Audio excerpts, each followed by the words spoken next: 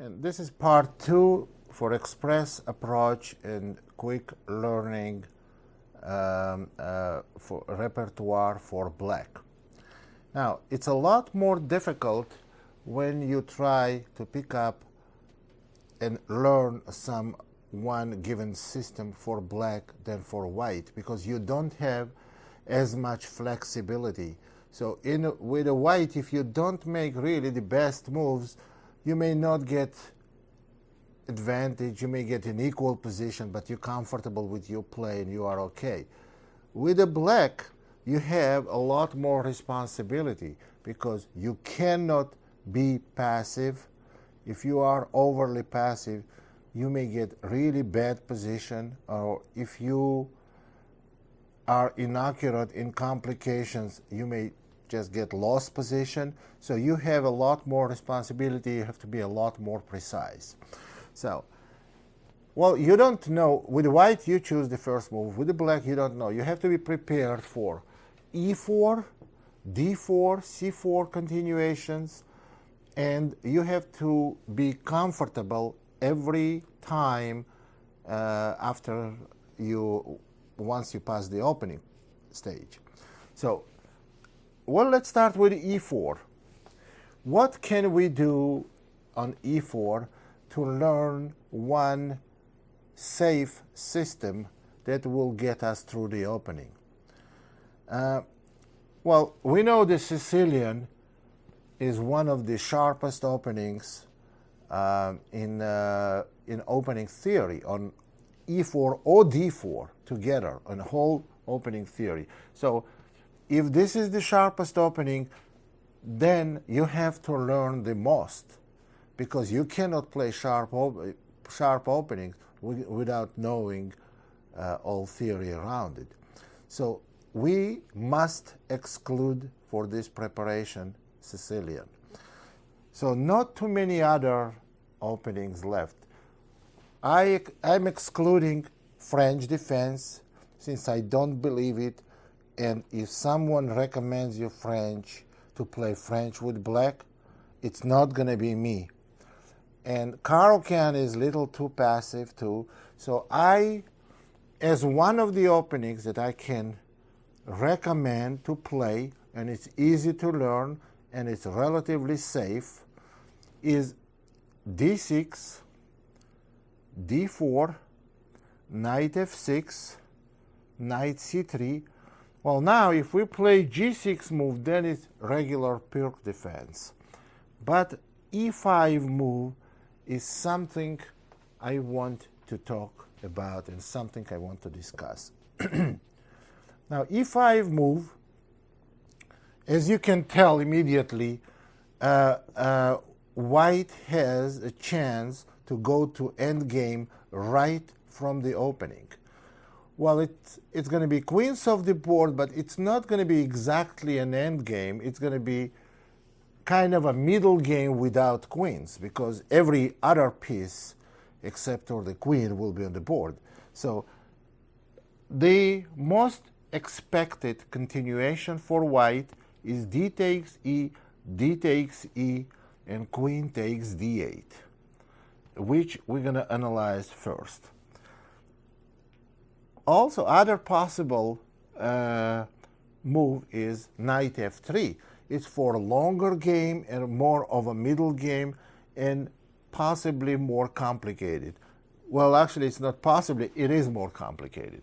So let's start with D takes E, and D takes E, queen takes D8, king takes D8. And let's talk this position first before we make any moves. We have equal development. We have symmetrical pawn structure. The problem, if there is a problem, any problem for black, is that their king moved, and white has a chance to castle long side, castle queen side, with a check, which gives them enough tempo. But is this enough to get any kind of an advantage? Well, let's look. The most precise move and probably the best move is bishop c4, attacking black pawn on f7. And best move for black is bishop e6. Bishop takes e6 and f takes e6. Now let's talk about this pawn structure. There are two ways to assess this position. First, black has double pawns, weak pawns, and white has a big advantage. That's a wrong assessment. The correct assessment, black does have possibly some weakness on in a form of a double pawn, but on the other hand, black controls almost every major square in the center. After bishop takes e6, fe, bishop e3 is the normal move to be expected. We go bishop d6, then maybe f3 with the white. Black has to develop knight to d7. Suppose white castles long. We go king to e7 and knight e2. Now, how should black play this position? Black has dark square bishop. White has dark square bishop. Black has to put their pawns on the light squares. a6, black wants to go b5 next. Next move is b5. There is nothing can white do to stop it. And therefore, well, for instance, if white goes a4, we can easily go rook h to b8 or a to b8, still preparing b5. And move like a5 will be very dangerous for white, since bishop b4 may simply cost white a pawn. So after a6, no matter what white does next, black will go b5, and amazingly, black has control of more squares than white does. White cannot really take advantage of d-file, and they don't really own d-file. For example, if they go rook d2, and we go b5, now they go rook d1, we go rook h to d8. Black is ready for confrontation on d-file. What can white have? Does white have any constructive plan? I don't think so. I don't think white does. I have played this position for white a few times. I've never played it for black, and I never, against a good player, I never got any kind of an advantage. So I don't remember what results were, but results might have been not necessarily indicate the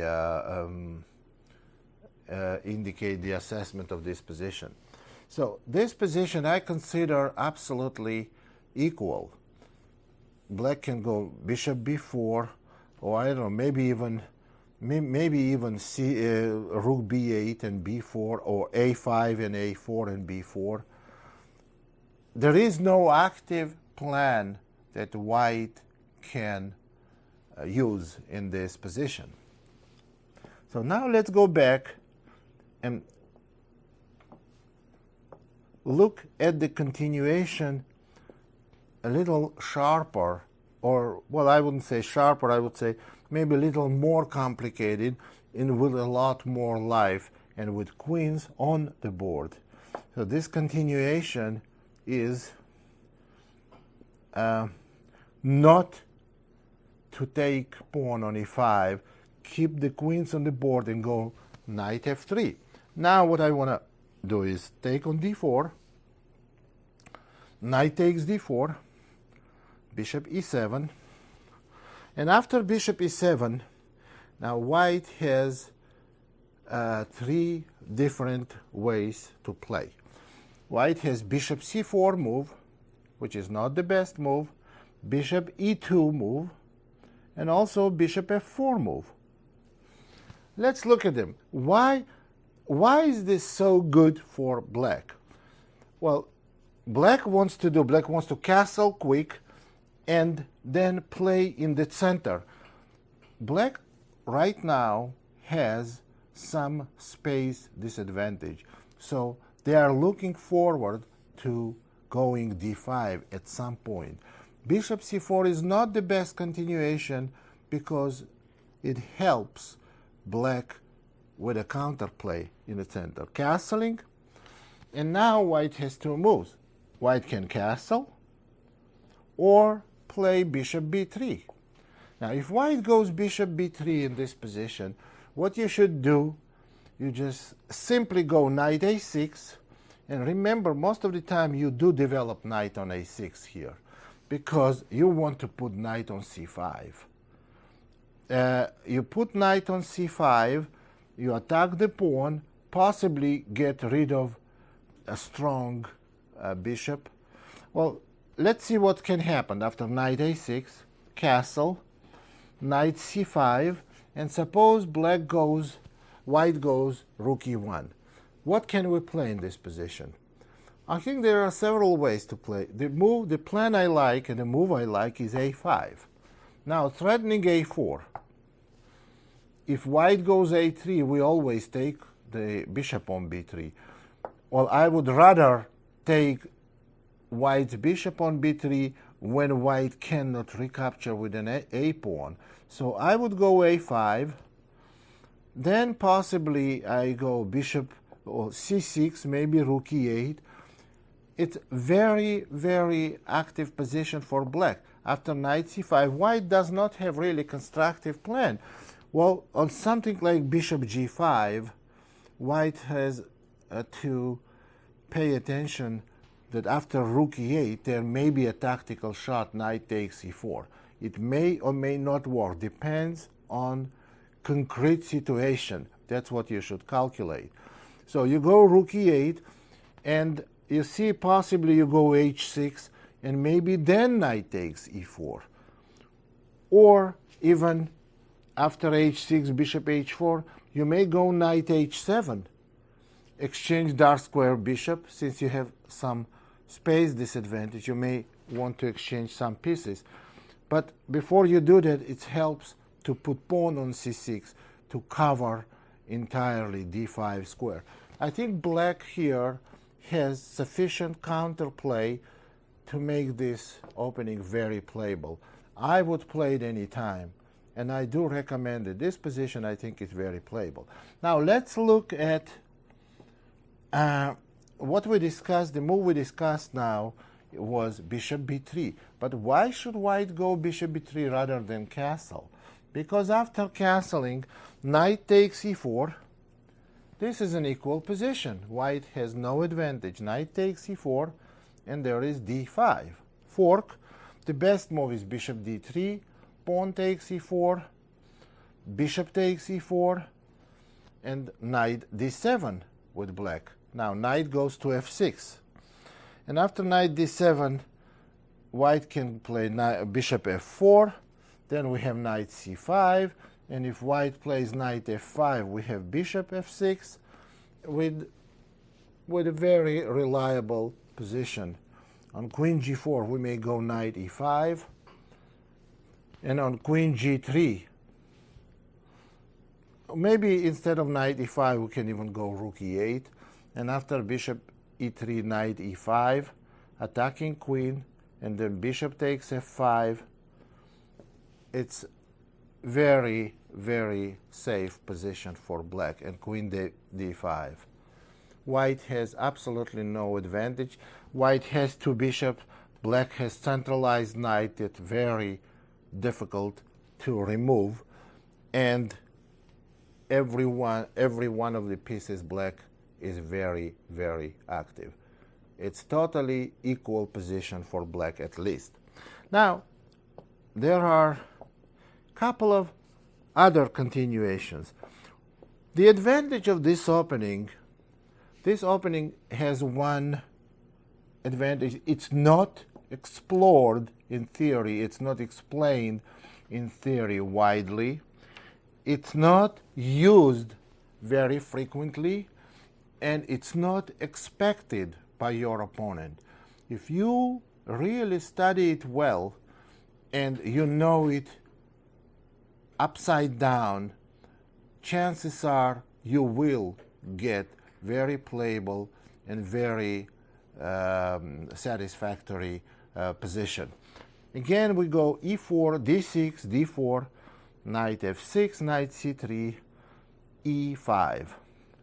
Let's go knight f3, pawn takes, knight takes, bishop e7, and we just covered bishop c4 move.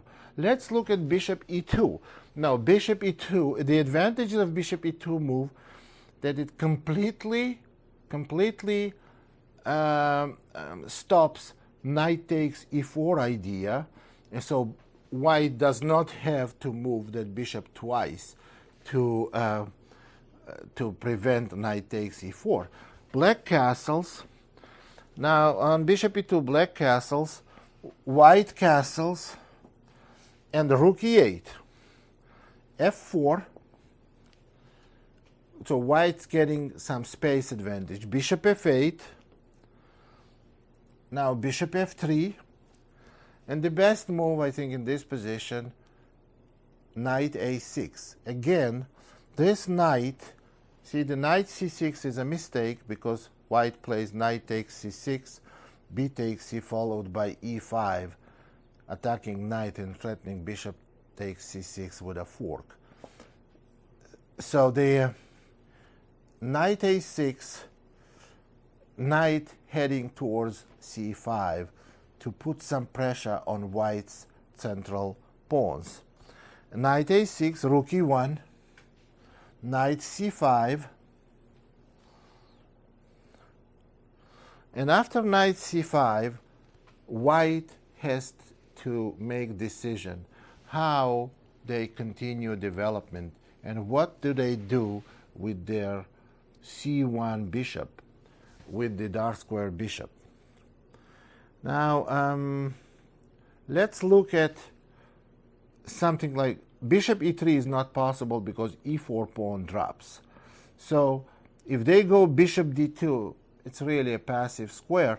What black wants to do here, they want to get rest of their pieces activated. So what you want to do, c6 is an all-purpose move, controls d5, b5 square, prepares queen for developing to b6, and possibly, in some cases, if white moves this knight back, maybe going b5 and b4, c6 is a good move. So we go c6.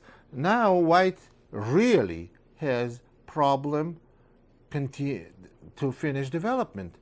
If they go queen e2, maybe they can go queen e2 and queen f2. Again, now we have to do little calculation. Knight takes e4 possibly doesn't work. I think it doesn't, because knight takes e4, and if we go d5, there may be knight f6 check.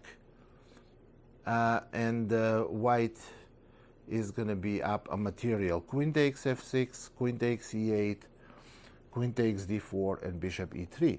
So, but that's not the tactic that we need. We don't need any tactics. Tactics we play when we know it's definitely working.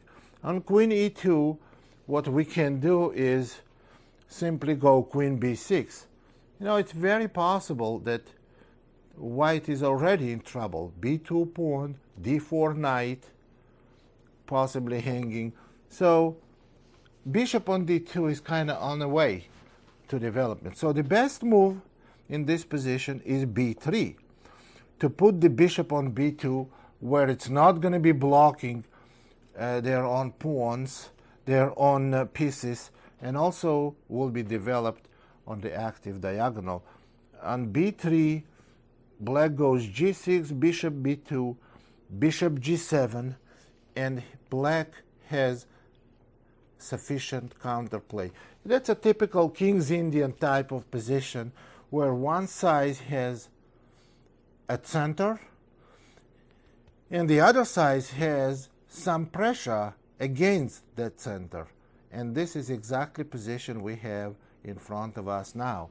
Well, if white goes queen d2, I would go c6 here, possibly next queen b6, bishop d7, and maybe doubling rooks on e-file.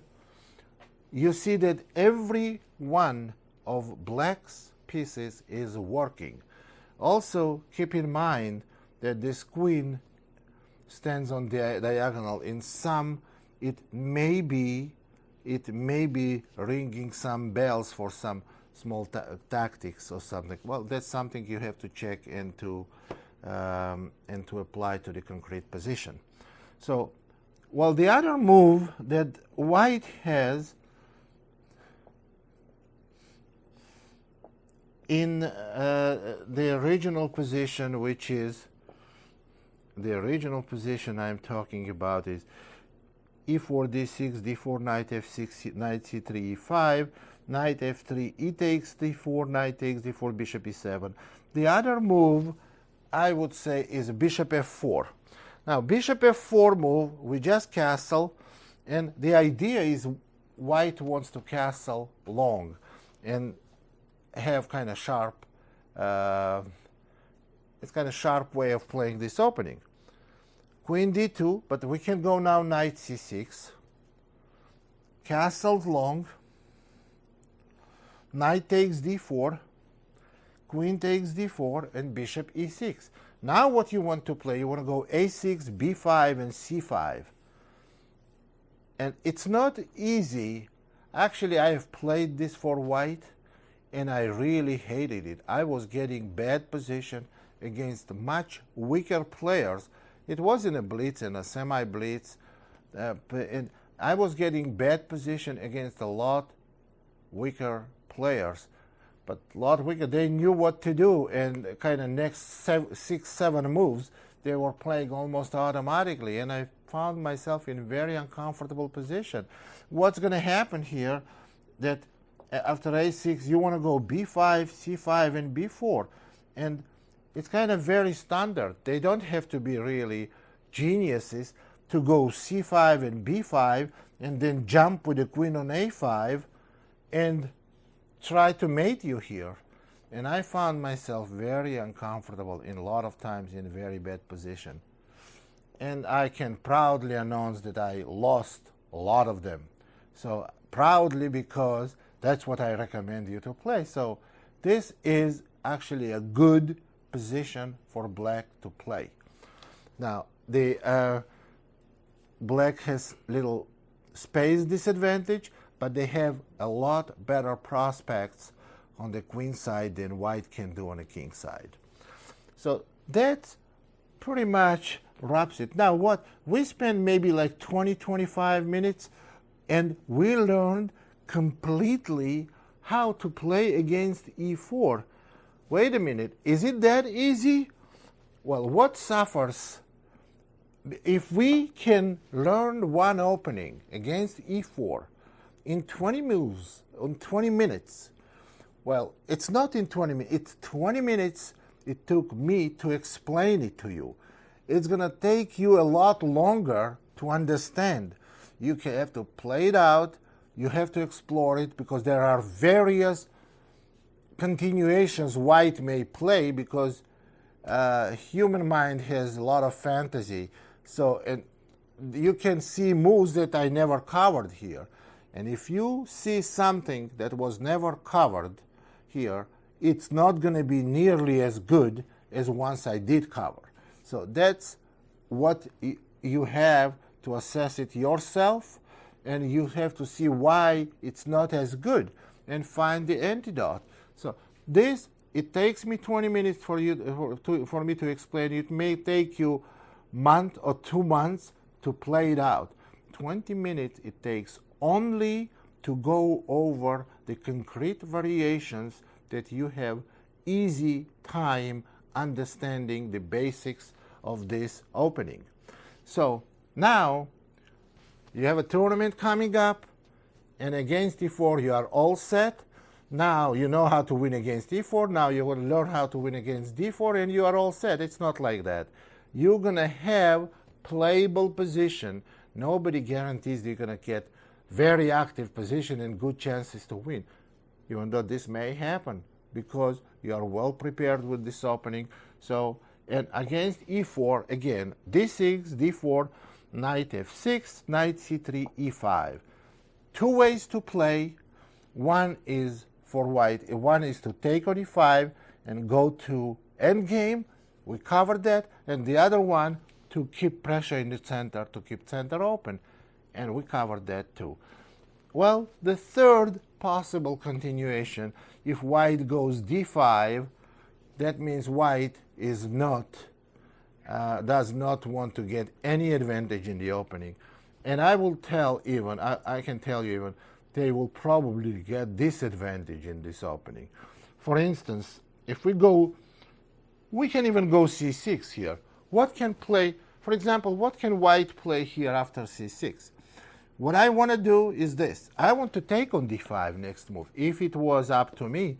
And if knight takes on d5, it may cost white a pawn. Knight takes e4. And if pawn takes on d5, that's not a good pawn structure, because black is going to finish development, and eventually they're going to remove the knight and go f5.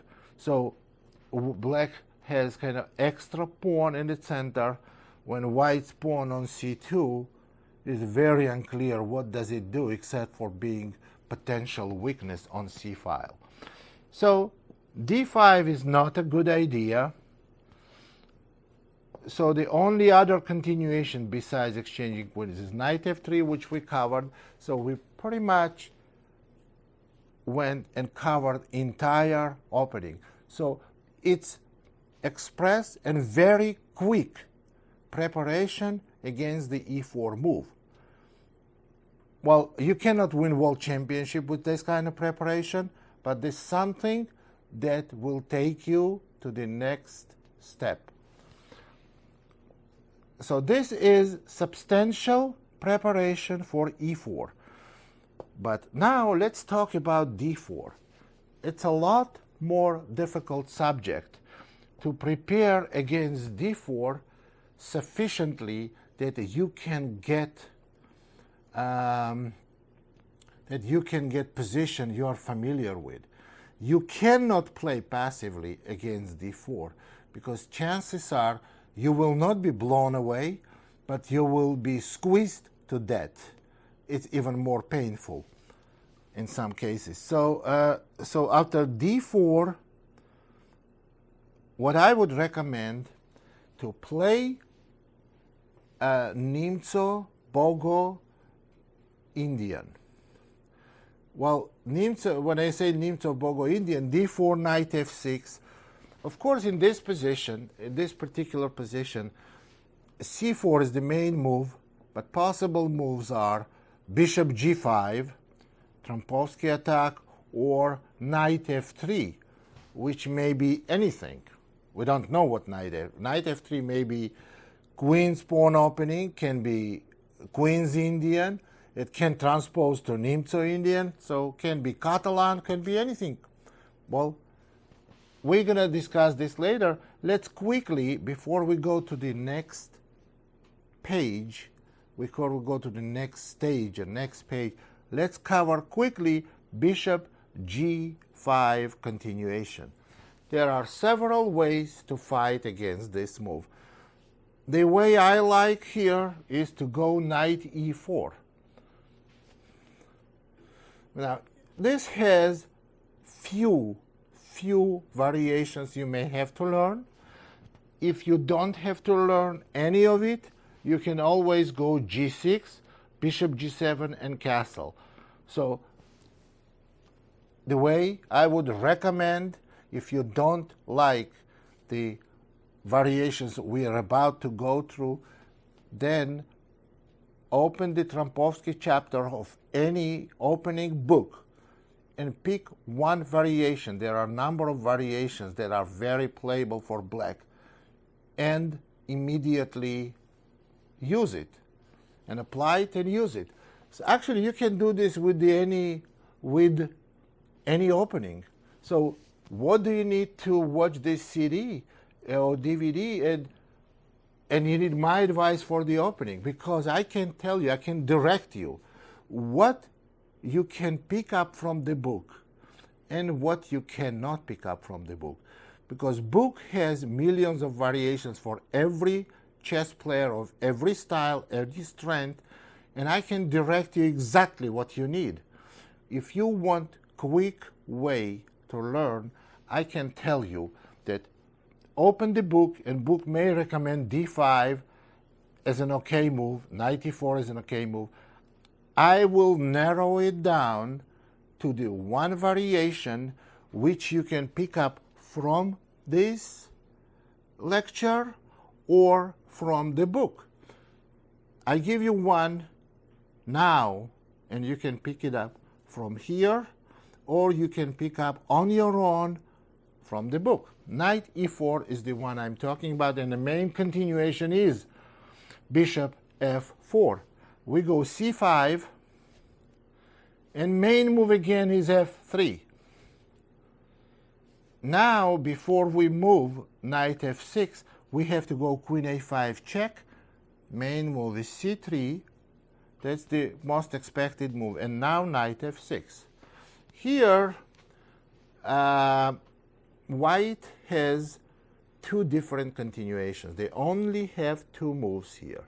Move e4 is not a good move. It's a bad move. The bad move because white plays pawn takes pawn, and black takes pawn, and white has to recapture with a queen, because recapturing with a pawn is illegal. There is a check. So, and queen takes d4 gives black an extra tempo, knight c6, and black has very good game. So the moves, two moves that white has here are knight d2 and d5. If white goes knight d2, the comfortable position black can get after c takes d, now knight b3. Again, let's look at c takes d. That's a bad move. If white plays c takes d, they will get real bad position after knight d5. Now all of a sudden we see that bishop is hanging, and if bishop goes to g3, then knight e3, attacking the queen. And if queen goes to c1, attacking bishop, then simply knight c6. It's very annoying knight on e3.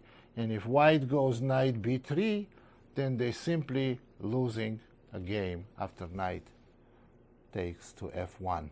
You see, king takes f1, queen takes d2. So, well, but whoever plays this variation, they will never let you do that. And obviously, they know enough that after c takes d, they will go knight b3. We go queen b6, and the best move for white is queen takes d4. Now, there are a few ways to play this position again. Queen takes d4 is okay, and knight to c6 is okay. Knight c6 is very good continuation. Queen takes b6, pawn takes b6, and after e4, you can go e5, bishop e3, and d5. That's a very good position for black. Now, let's look at the other continuations. Again, we don't want to stop and analyze it widely. You like it, you use it. You don't like it, find something else. It's easy. Well, see, in the opening, like Trompovsky attack, it's easy to pick up any of the playable variations. It's a lot more difficult in major openings like a Nimzo-Indian or King's Indian. Well, because there, when you pick variation, you don't have too many choices. You have to try to equalize. Here, and against this opening, there are a lot of continuations that would equalize for black. So let's go again to the position after queen a5, c3, knight f6, knight d2, not knight d2, but d5 move. That's another move. Now, instead of knight d2, what if white chooses d5? The move I recommend here, make white play very uncomfortable move. Now, eventually position is going to be e4, and it's going to be developed like King's Indian type of position, d6. So what you want to do, you want to go queen b6. Now, attacking b2 pawn, and the only way to protect this pawn for white is to go b3, which is not very comfortable for white, because what we're going to do is go g6 and bishop g7, and eventually c3 pawn may become weak. The reason why white has to go b3, because after queen d2, black has tactical shot, knight takes d5, and white just lost a pawn or more. Because on queen takes d5, queen takes b2, white's rook is lost, and they cannot trap black's queen. That you can take my word for it or double check it, either way. So, and after d5, queen b6, d5, queen b6, b3, we go g6, e4, d6. What you do is simply develop bishop on g7, you castle, then remove the queen when white goes knight c4, and try for b5, and try for breakthrough in the center by playing rook e8, maybe knight h5, and after remove the bishop, e6. Well, this is just like a regular King's India type of position where bishop went to f4, then retreated to e3, c3 is weak, and knight on c4 is not that stable unless white wastes more moves. So this is okay position to play. So now that you are ready to play, well, of course you have to take this opening farther, develop it even deeper, because we cannot go all the way to 15, 16 moves, because we don't have this luxury doing it on in one short lecture. So again, my idea is to give you, to outline you some possible continuations and give you ideas. Now, on d4, knight f6, let's go with the c4 move. Now you have to choose some major opening. Now, there are various different openings you can play. But some of the openings that are very popular is bad for you to play because they need, they require enormous amount of money and time. Time is money, so I said money, but I meant time. So enormous amount of time to spend to prepare, and this is a lot of work. And the idea that I'm trying to introduce you is like how to learn opening the easy way, the quick way, and have quickly repertoire for the tournament without investing a lot of time. So g6 you don't want to play. You don't want to play g6 move for two reasons. Because once you play g6, you have only two openings you can get. You can get either King's Indian or Grunfeld. They both required very deep knowledge of the opening and a lot of time to be invested in them. So g6 is not the move you want to play. So what you want to do is Nimzo Indian. It also requires time, requires knowledge of the opening, but at least it's not as much, and a lot of general ideas in these openings, they intercept. They are similar ideas in various different variations, which you can adapt because the basic idea and plan strategically outlined are very similar. So let's go e6, and in this position after e6, well, your opponent has a choice. He may make you play Nimzo Indian. After knight c3 you play bishop b4 and it's Nimzo Indian, or they can play knight f3. Now you cannot get Nimzo Indian. Well, now you're going to go to bishop b4 or b6. You have a choice between Queen's Indian and Bogo Indian. which I recommend to play Bogo Indian, and we will start covering it, or they will go with the G3 move, which will bring you to, take you to Catalan. Well, on G3, we could go bishop b4 check. We can also play d5 to go to Catalan. So let's start with the knight c3 move, where we can start from anywhere because they are not, it doesn't really matter which we start knight c3 or knight f3 first. So after knight c3, bishop b4, we have Nimzo Indian. Now white has wide variety of the continuations, and unfortunately you have to be briefly prepared for every one of them. Let's look at them. When you go bishop b4, one of the most popular continuations today is queen c2. But when I say most popular, they are most popular maybe on the highest level.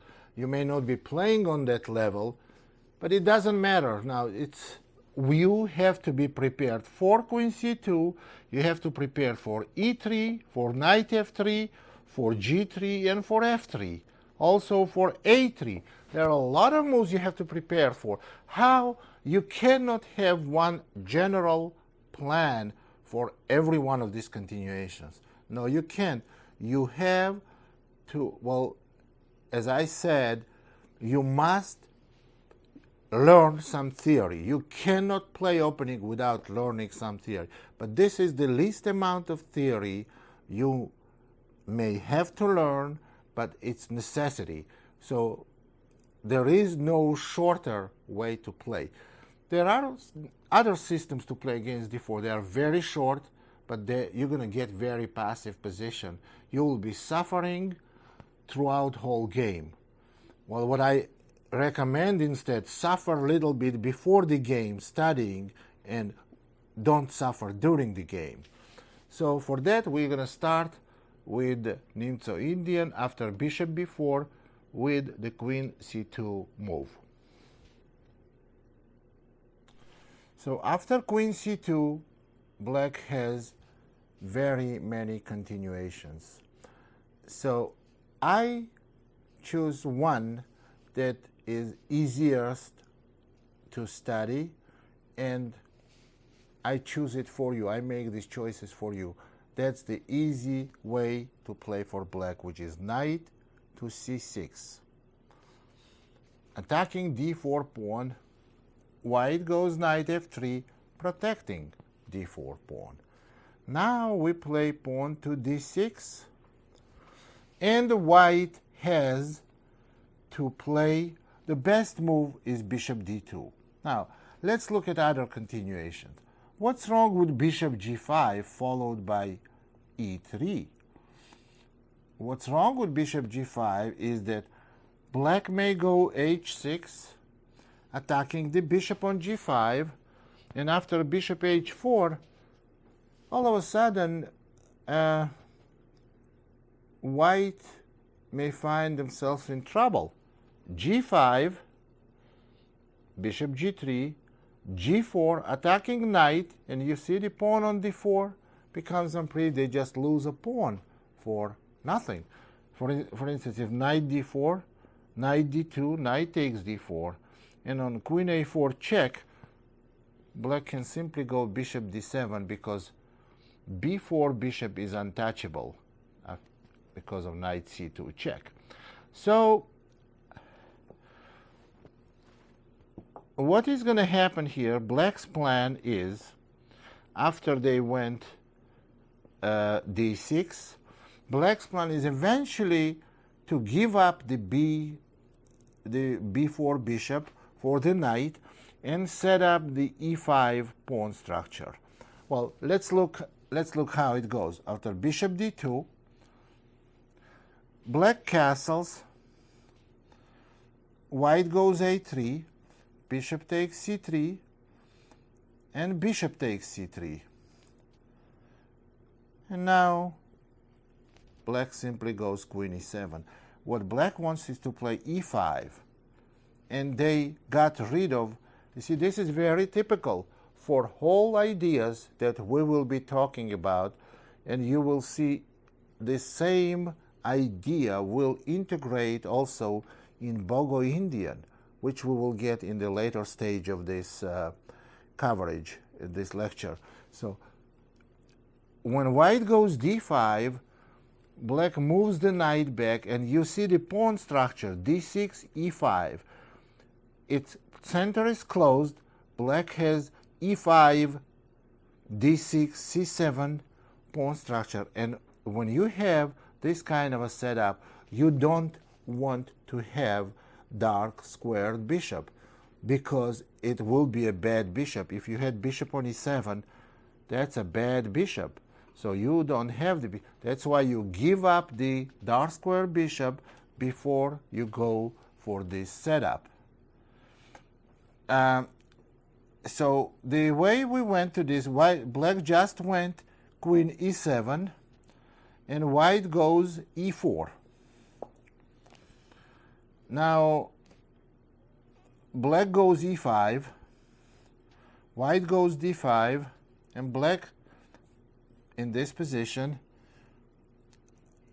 So queen e7, e4, e5, d5, and knight b8.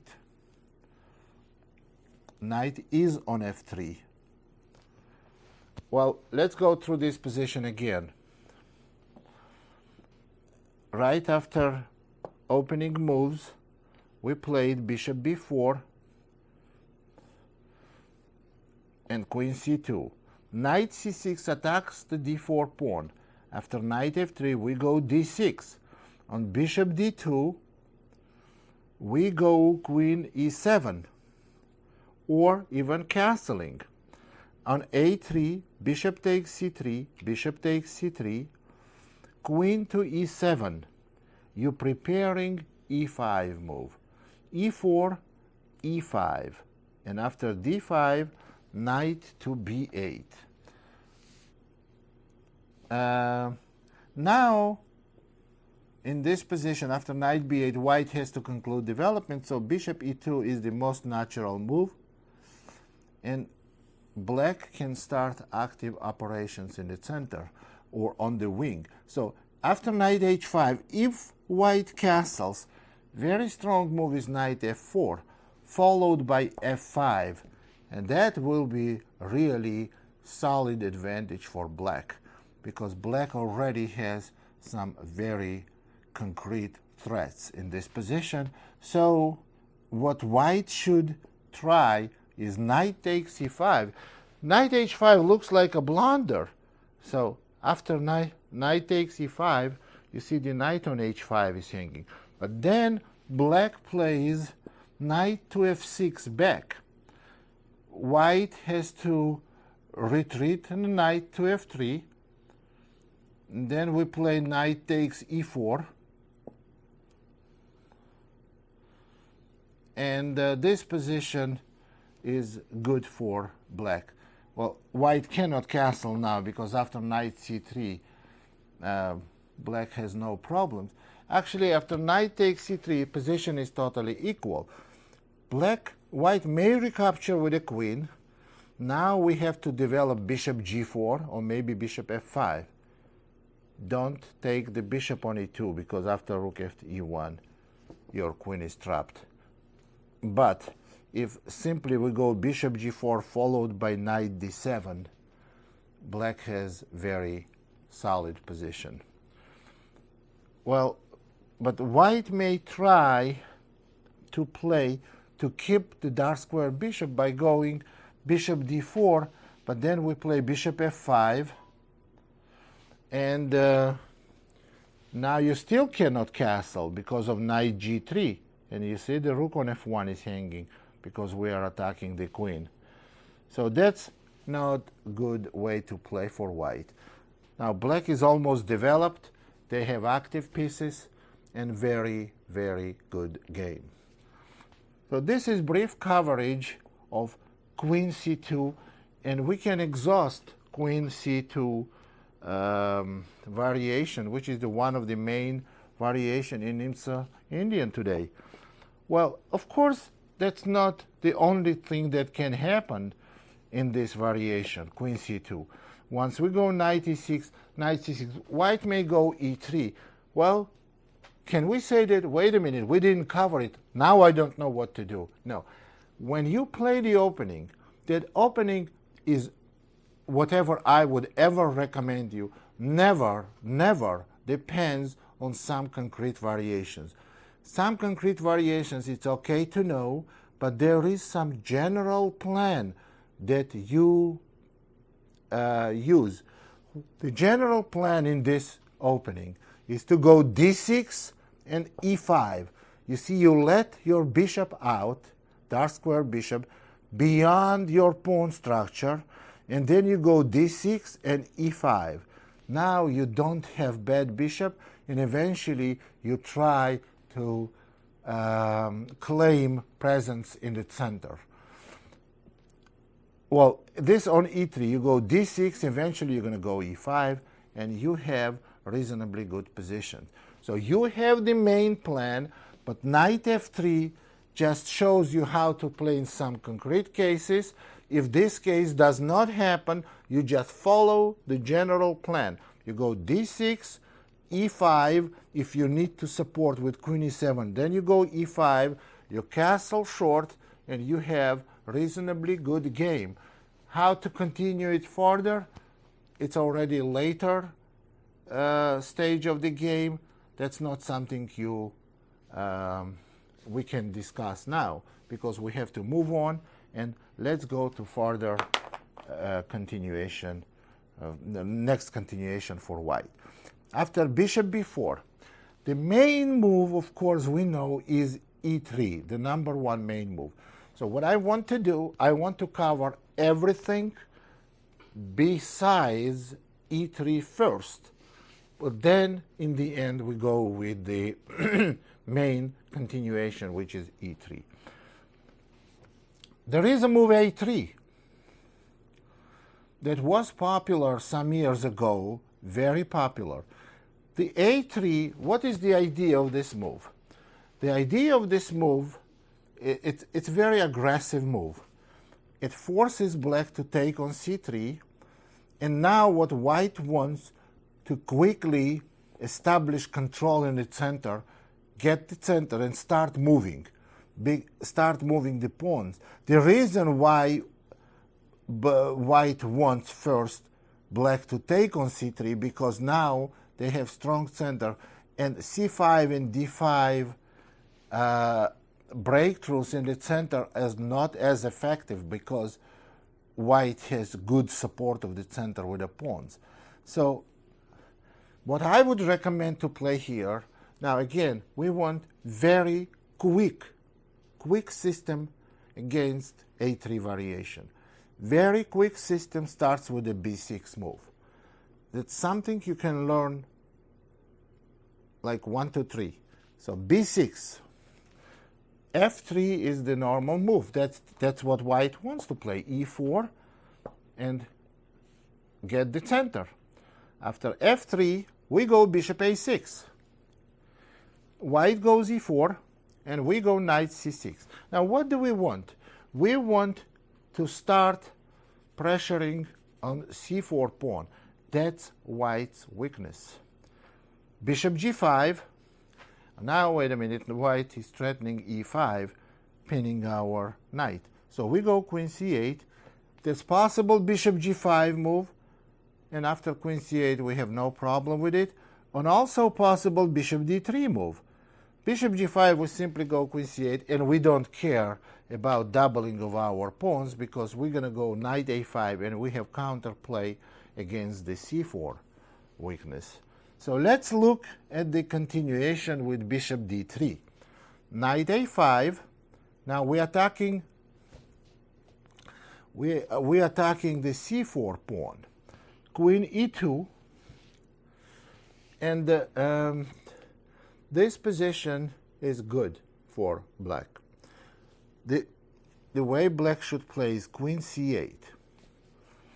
White goes e5, knight g8, and now white goes f4. You see, white is very active in the center. They want to go knight f3, castle. They have two bishops, and possibly they can create very strong attack. Black's counterplay has to be very efficient, or black may face really, really difficult problems. f4, we go knight e7, and black goes knight f3. Now, in this position, we have to play c5.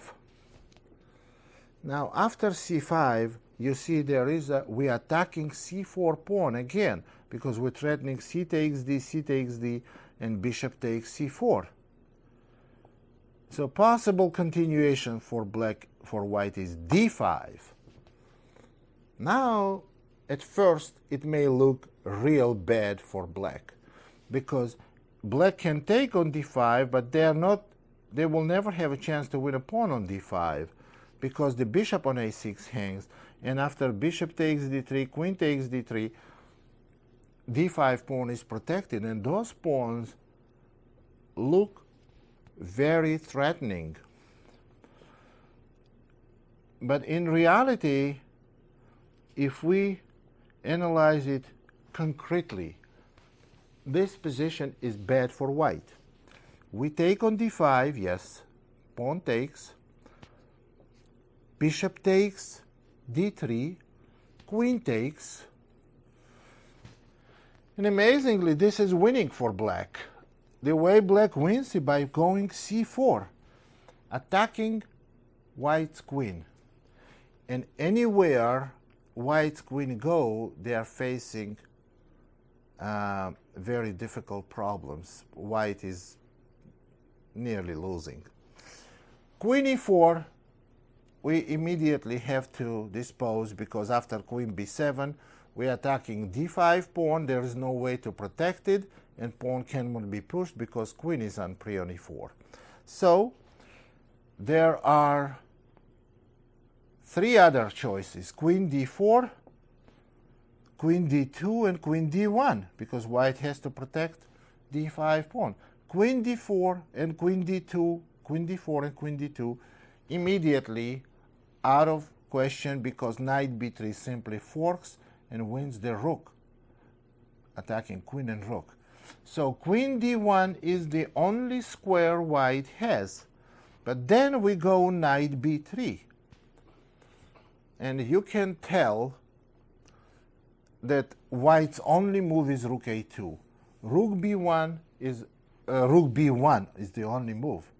Rook a2 is losing, because knight takes d5. And you see, it's like, well, now white, it's disastrous position for white. Threatening knight takes c3, and if queen takes knight, then black knight makes interesting voyage here. Knight takes c1, attacking rook. Rook moves somewhere, then knight cannot go here. Well, now d2, then knight d3 check. And after king moves, knight takes f4, attacking queen, and knight comes to e6. That's some maneuver. You won 2 pawns, and you came back, and now you're totally winning. You have totally winning position for black. So rook a2 is just losing.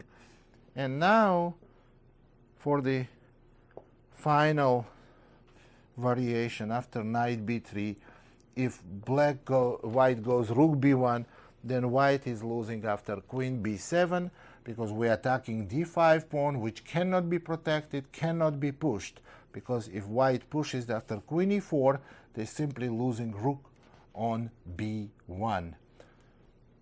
Queen takes b1 is the next move, and white is lost. So this is not good. Now, white does not have to play like this. And again, this is the continuation of very, very low probability for white. A3 is not the variation that is widely used today, but just to give you some minimum knowledge in this opening, in this variation, and we spend like few minutes and we have to move on to next continuation. Bishop takes c3, b takes c, b6. Your basic plan is there is a weakness, you see the weakness, and you immediately pile up on this weakness. Go b6, knight c6, bishop a6, knight a5, queen c8, and possibly c5, putting more and more pressure on c4 pawn. That's the general idea, and one of the variations I showed you is kind of backup variation for this. Now we are moving on. Another continuation in this position, which is not one of the main continuations, is f3. f3 was successfully played by Romanian GM Georgiu against Robert Fischer. And what white wants to do simply to play e4 and get domination in the center. Well, of course, it's not that easy. So black plays d5, and now white goes a3. There are two continuations. One is bishop takes c3, b takes c, and then c5. This is one way. What the simplest continuation I recommend, which gives you very playable and active position, is simply bishop to e7. Well, now white plays e4, and it looks like white has overwhelming position in the center, and this does not look good for black. But it's not so. We play d takes e, f takes e, and pawn to e5. White is forced to play d5. D takes e is out of question because we take the queen, king takes, and after knight g4, white's position is ruined. Knight f2 check is threatening, knight takes e5. So d5 continuation is forced, and now what we can play is simply bishop c5. You see, after bishop c5, the reason why you want to play bishop c5, you don't want white to put bishop on e3 first and control this diagonal. So after bishop c5, white may play knight f3 or bishop e2. Now, if white plays bishop e2, black has a choice. Well, okay, here is the plan black has to choose. What do they want? Do they want to play for dominating the d4 square with a bishop, or do they want to simplify position, having comfortable ending possibly? The possible move is knight g4, which is not a bad move. Now you're threatening knight f2, and white is forced to take on g4.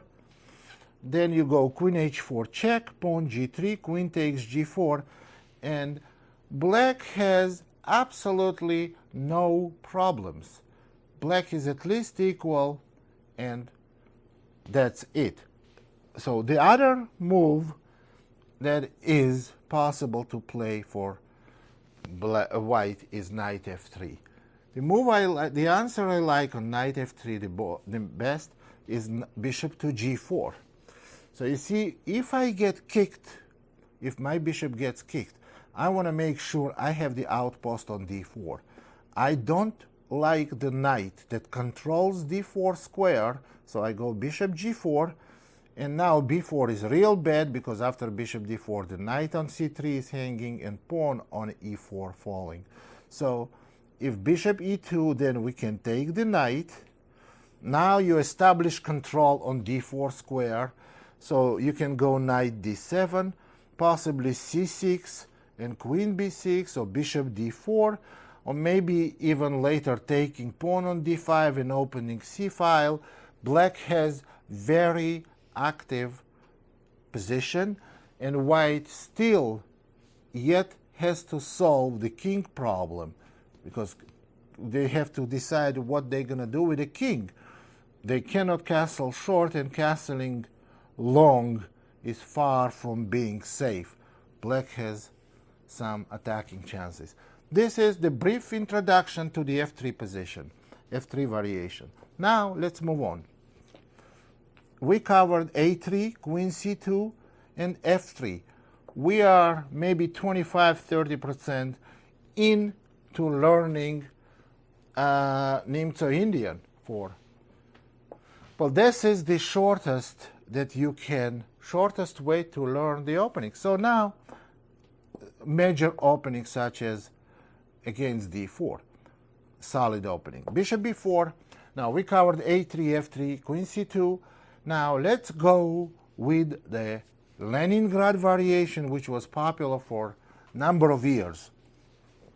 Now, Leningrad variation, there are several ways to play for black. Again, I'm not going to tell you go to C book and pick one variation. No, because not all of the variations are as good. So what I'm going to do is I'm going to tell you what direction to look at, what continuation to search, to choose. And then you can develop it farther from the book. But one I like the best is, and I would strongly recommend, is h6. You can play h6 now or move later. It doesn't matter. It's just move transposition. Bishop h4, c5, d5. And now we go d6. What we want to do is e5. You don't have to take on c3 right away. You can take it later.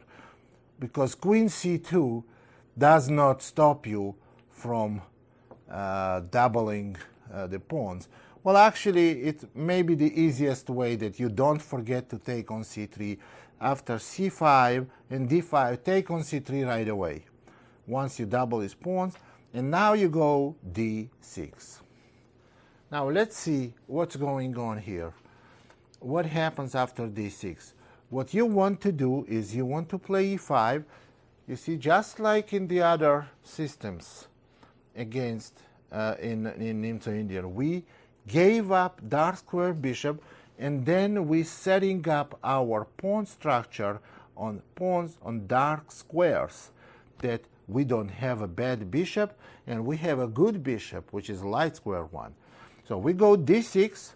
The best move is for white e3. Now we go e5, and white has few different ways to play.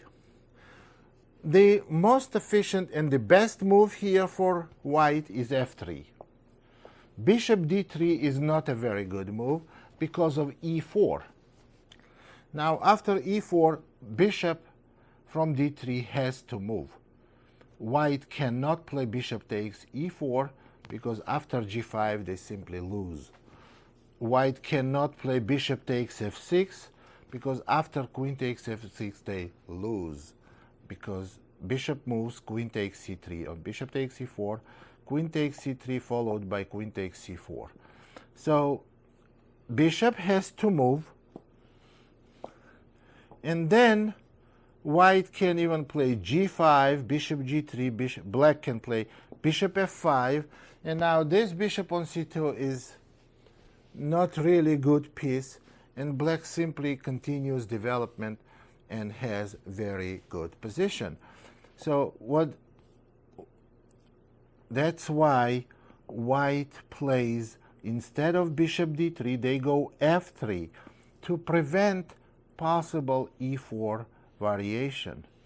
What I recommend, I invented here a move that I played a number of years ago against Timon, and I think that maybe this is the best move in certain position. Anyway, after I played this move, the f3 continuation that was played by a number of GMs, including Spassky, Timon, and Miles, they stopped playing it.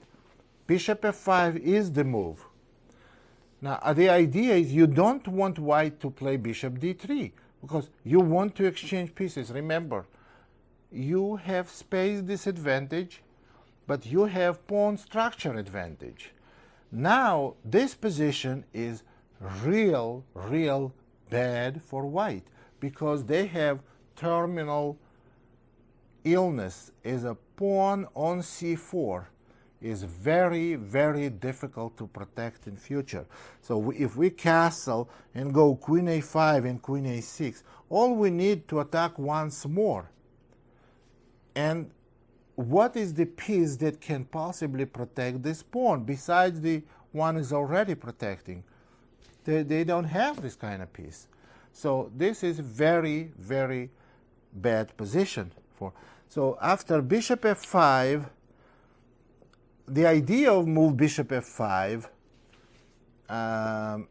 that stops bishop d3. Now if white goes e4, then we go back bishop c8.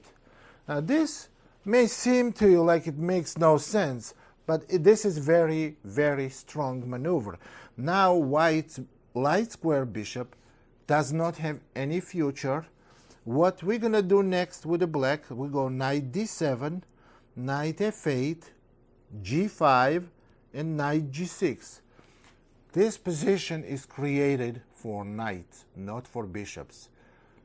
White's both bishops are very, very passive, and knights are good. We have 8 pawns on the board from each side. Position is totally closed. Knight is way superior moves, and the fact that we lost time by playing bishop f5 and bishop c8 is totally insignificant for 2 reasons. First of all, we didn't really lose time because white played bishop g5, bishop h4, and bishop f2. This is one. Secondly, the bishop f5 and bishop c8 we played, this is closed position. Remember, I would never recommend, and I always was big advocate for quick development in the opening, but when position is closed, losing one tempo is not nearly as crucial as in open position. And to achieve some positional advantages, it's okay to waste tempo or 2. So after bishop f5, bishop d3 is not good move, we looked, and e4 is not good idea. I've had this position once against Dutch Grandmaster Jan Timman, and he played queen b3. In my game happened b6, and here he chose h3 move. Actually, it's an interesting move because when I played knight d7, he played g4. Now I cannot retreat my bishop back to c8. I went to h7, he went knight e2, and I quickly gonna run through this game. I got winning position right after the opening. Maybe it's a little past the opening. I went g5, and on bishop f2, h5, and my opponent surprised me with move h4. Now if I take on h4, it goes g5, and if I take on g4, it still takes on g5. But I surprised him even more with e4 move, and position became very complicated for a little while, and a few moves later white got totally lost position. We don't want to analyze this game. This game you can find in database. It was played, I believe, in 1979 in Geneva, Switzerland. So let's go back to the position where we played bishop f5 and give the quick summary of playing against Leningrad Dutch. After bishop f5, now white cannot achieve the setup they wanted to set up. The desirable setup for white is bishop d3, and I told you, I already pointed that bishop d3 without f3 is not good because black goes e4. So f3, the desirable setup is bishop d3, knight e2, castle, followed by f4. And white has maybe dangerous initiative. White won a lot of games with this setup. So bishop f5 is the way to prevent it. And I haven't seen too many games. I haven't seen actually any games played with this variation after this game, after my game with Timman. So this is okay continuation for black. Black has real good position here, and let's move on.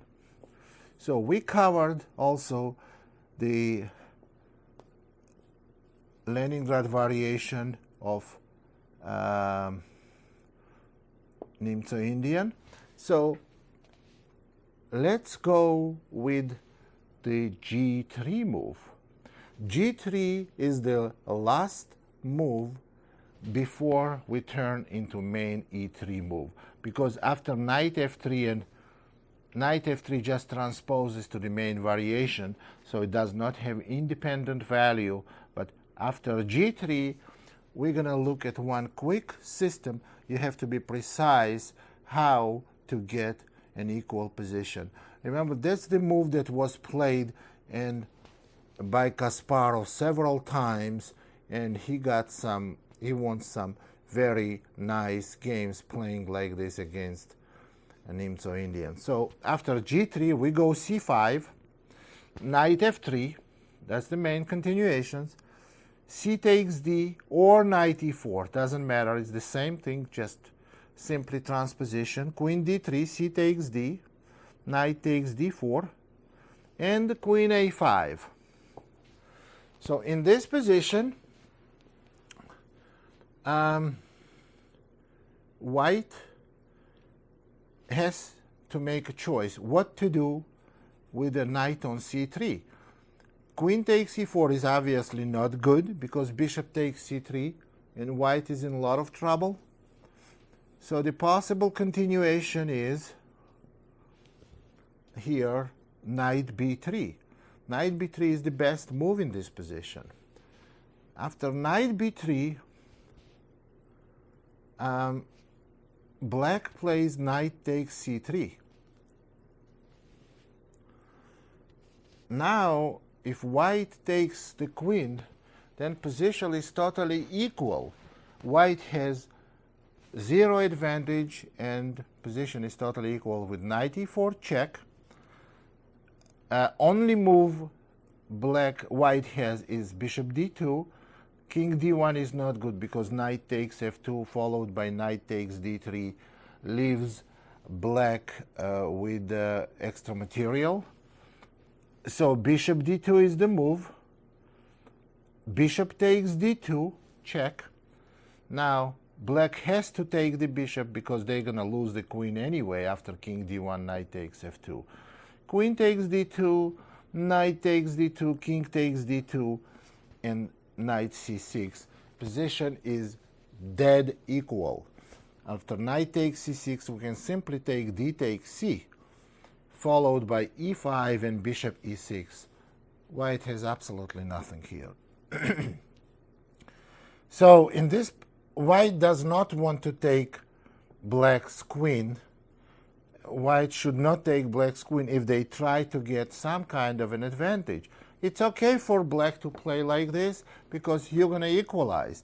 So after knight takes C3, there are two continuations. One is taking queen, knight takes A5, which we just looked and analyzed, and the other one is bishop to D2. It's a temporary piece sacrifice. Now what's happening here is white has an extra, black has an extra piece, but their queen is hanging. They're going to lose this piece back. So the best move is knight to E4 back. Now again, for the same reason, white doesn't want to take queen, because after knight takes A5, bishop takes D2, it transposes to the position we just analyzed, and it's still dead equal. So in this position, after knight E4,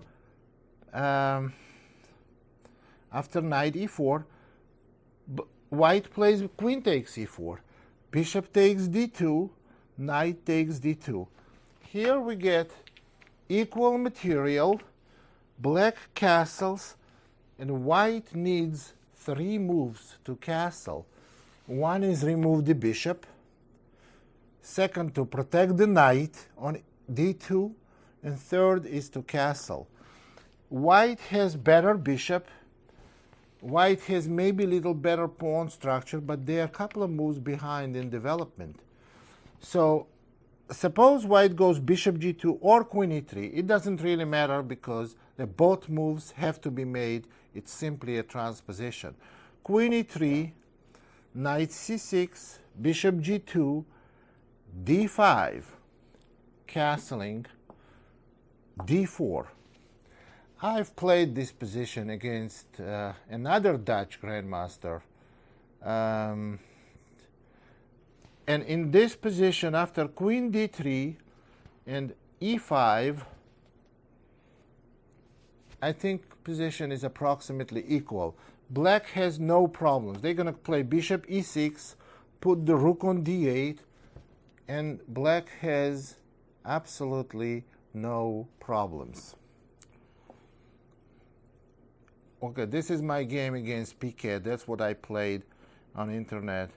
And I won game. I got very, very powerful position. So let's go back and again go quickly through this variation, make main points, outline main points, and we're gonna keep going. Again, quickly. d4, knight f6, c4, e6, knight c3, bishop b4, g3, c5. Knight f3, c takes d, knight takes d4. Well, in this position, knight e4, queen c2, we go queen a5. Now, you see what happened with the why white played queen d3, and we had this position. But what if white plays queen c2 instead, and we reach this position, and now after knight b3, we cannot play knight takes c3 because we simply lose. Now white simply wins a queen. Knight takes a5, and after knight e4 check, of course they're not going to go king d1 because knight takes f2 is a checkmate, but they have bishop d2, bishop takes d2, king d1, and black is lost. So what went wrong? Now we're going to show you what went wrong. I will show you. In this position, what went wrong is that after knight e4, queen c2, and queen a5, if white plays knight b3, white has a bad position. We don't play knight takes c3 here. What we play is queen f5. We are attacking f2 pawn.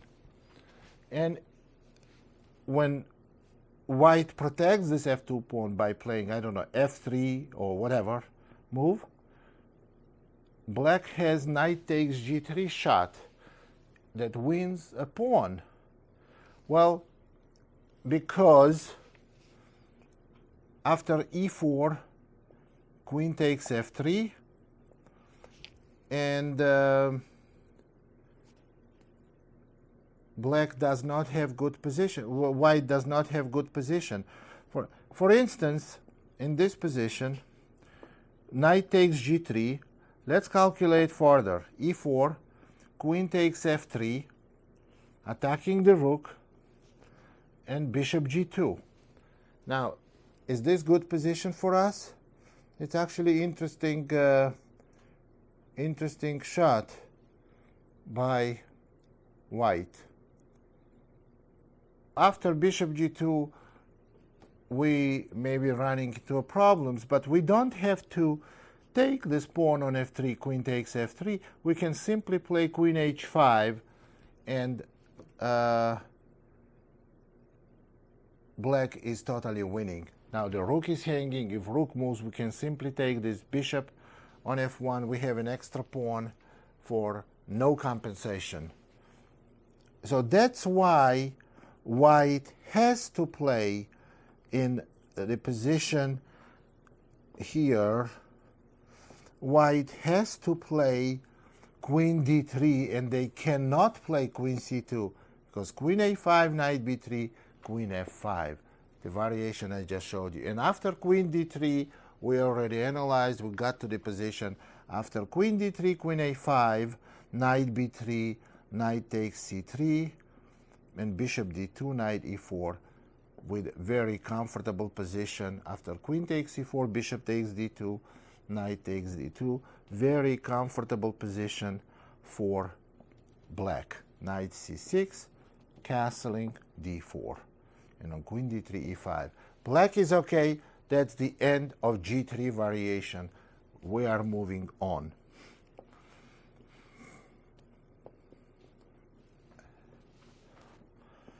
Now, once we finish this, we have only one and main move left for black, for white. d4, knight f6, c4, e6, knight c3, bishop b4, and the main move is e3. And why I say only e3? Because there is also knight f3 move. Knight f3, for the variation that we play, is 100% transposition to main variation. Because when white plays e3 and we go b6, and that's what we're going to play, now white has two different or three different ways to continue development. Knight f3, bishop d3, or knight e2, or bishop d3, knight e2. Knight f3 is one of them. So if white instead played knight f3 right away, we go b6, they don't have any better move than e3, which will transpose to the same variation. So let's go with the e3 move. As we said, it's the main continuation, and black goes b6, and let's analyze white's possibilities here. So as I mentioned already, three ways to develop: knight f3 and bishop d3, which is the main variation, main way to play for white. Second is knight e2, and a third is bishop d3, knight e2. Let's start with knight f3. Bishop b7, bishop d3, knight e4. This is more or less forceful, forced. So castle for white. Black can win a pawn here, but I wouldn't recommend winning this pawn. They can win a pawn by playing knight takes c3, pawn takes, and bishop takes c3. Then white simply goes rook b1, and I don't want this kind of an extra pawn, because in order to keep an extra pawn, we have to retreat the bishop first, because on castling, white has queen c2 attacking pawn on h7, bishop on c3, and if we retreat bishop a5 after e4, white may get very strong attack on black's king. So I don't recommend to win this pawn. So what we have to do, our original plan was to give the dark square bishop for the knight and then castle. That's what we're going to do. And later support the e4 knight with f5 and go d6, knight d7, and having comfortable position. Let's see how white can interfere with our plan. We just castled, and white has several ways to go now. They can go knight e1, very popular move, to play f3 and e4 later. They can go knight d2, also popular move. And they can go queen c2, which is also very playable. So let's start in any order. Knight e1, f5, f3, knight f6. Now white has to prepare for e4. They cannot do e4 right away. So suppose they go queen c2 or queen e2. It doesn't really matter in what order we look at it. So we're going to go d6, and after e4, we take on e4, pawn takes e4, and we're going e5. Now, again, as you see, it's like a general line in every position you play. Now, you play in Nimzo Indian, there is one general line. You give up dark square bishop, and change your pawn structure. If your pawn structure used to be e6, d5, now you want e6, d7, now you want d6, e5. So pawns are on dark squares.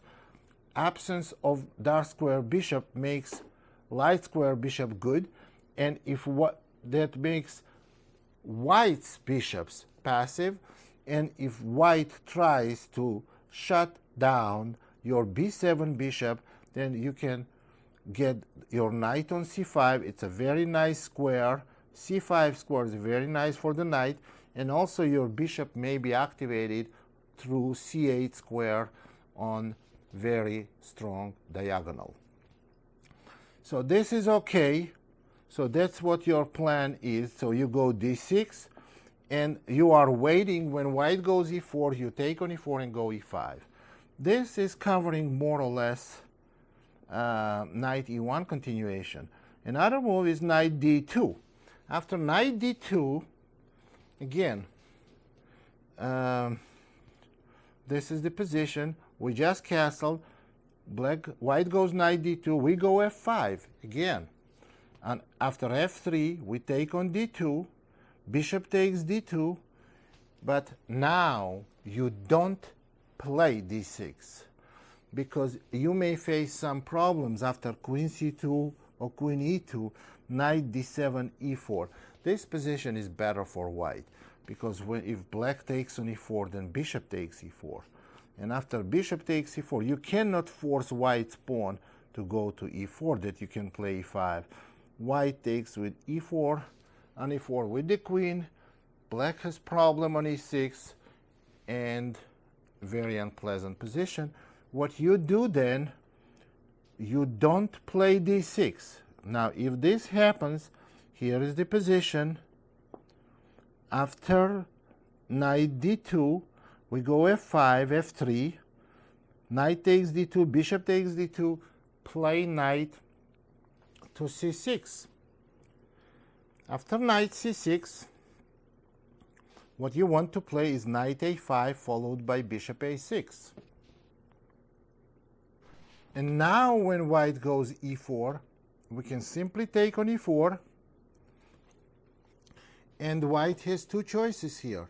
If white plays bishop takes e4, we go knight a5. And you see, now if you exchange light square bishop, your d7 pawn is not on d6, or your d pawn.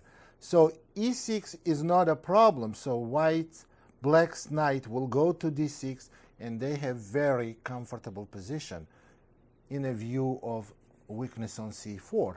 And the other way white can play after f takes e is to take back with a pawn, but then you got what you played for. You go e5, and again followed by d6. Black has comfortable positions because they undermine activity of white's bishops. Black is okay. So again, e5, d6, it's the general line in this whole opening, goes throughout whole opening, to put pawns on dark squares. Now this is basically, we covered all knight f3 and bishop d3 setup in a b6 variation of the classical Nimzo-Indian. So classical Nimzo-Indian, I'm calling Nimzo when white plays after bishop b4, the main move e3. Now we go b6, and we just covered knight f3, bishop d3 setup.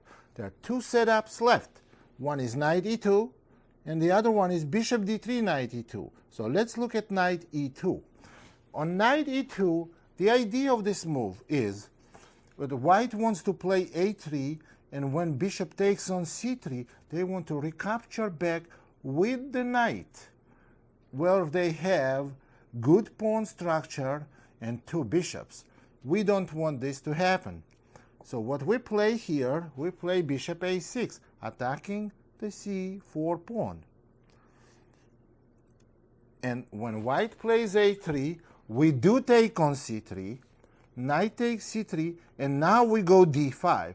So we don't want white to have two bishops. We want white to take on d5, but then we take on f1, and after king takes f1, remember not to take with a pawn, because then after g4, white has a lot of pressure, so you have to take with the knight, and this is a good position for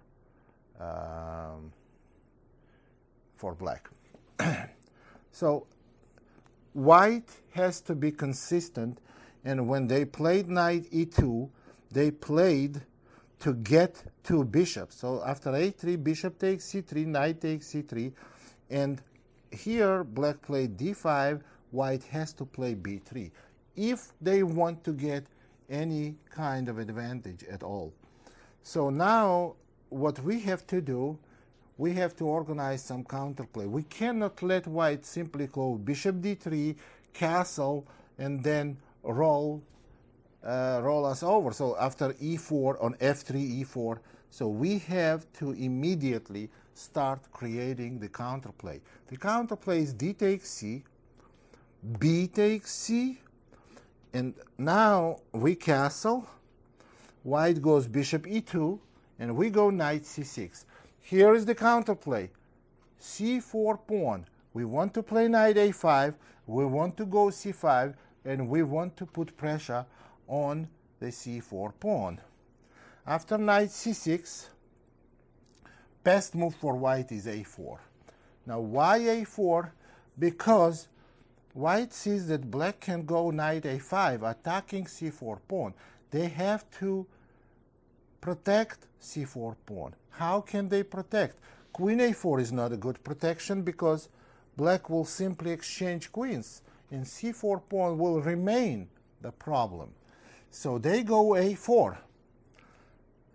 And now when we go knight a5, white goes knight b5. And if black goes c6, white goes knight a3. That's not the best position for knight, but white maintains the center, and they have two bishops. But this position, I would say, it's approximately equal. There are several ways to play for black. I think e5 is good continuation, and on de, queen takes d1. And the other good continuation is c5. In white castles, black can simply play rook c8. And you see white does have two bishops. They have dislocated knight on a3, and black has substantial pressure on white's center, particularly on the c4 pawn. This is okay continuation. So we covered knight e2 variation, and we go to the third and the final setup, which is bishop d3 followed by knight e2, and we are about to cover that, and then we're going to be done with the Nimzo. Again, so after bishop b4,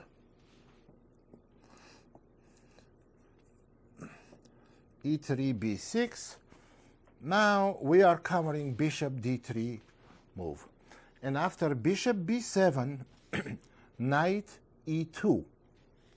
Here, white sacrifices g2 pawn for some initiative. I have played like this for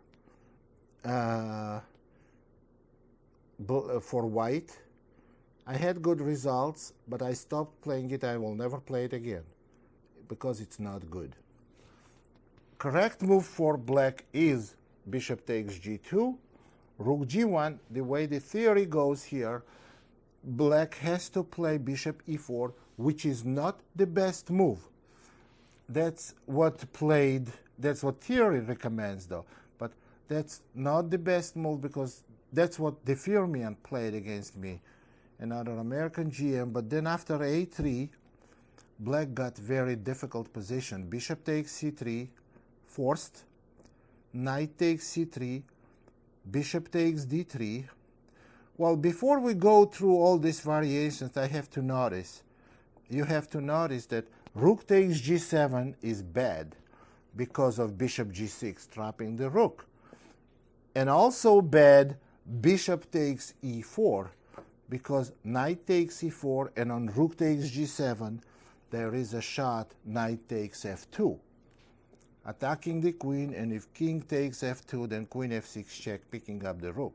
Well, this is well known, but it's still not good for black to go bishop e4, because that's what I played. I played a3, bishop takes c3, knight takes c3, bishop takes d3, queen takes d3.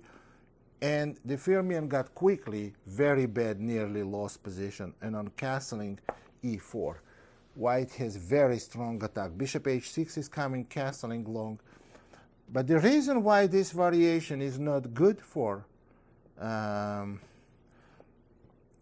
it's not good for black, because on rook g1, this is position. When white plays rook g1, there is very powerful move bishop f3. And after rook takes g7, black can go knight g4 or knight e4. In both cases, black has solid advantage. Whole variation can be just put aside. This is real bad for white. But if white does not play rook takes g7, then what can they play? If they play rook g3, black plays simply bishop h5, and then they go bishop g6. There's hardly anything that white can do here.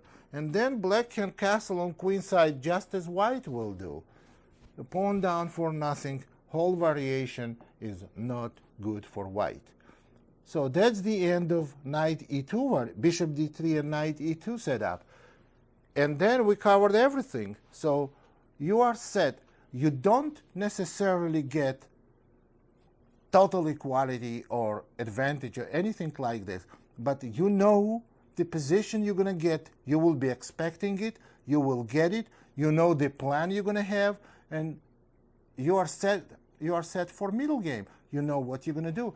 The execution of your plan needs to be accurate in order to achieve good results, but this is already beyond the opening preparation.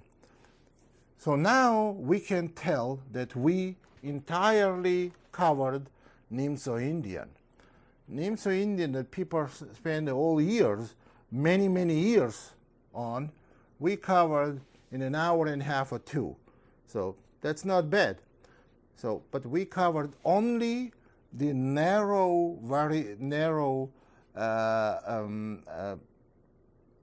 very little part of the Nimzo-Indian. The one is necessary for us to know to play it in the tournament.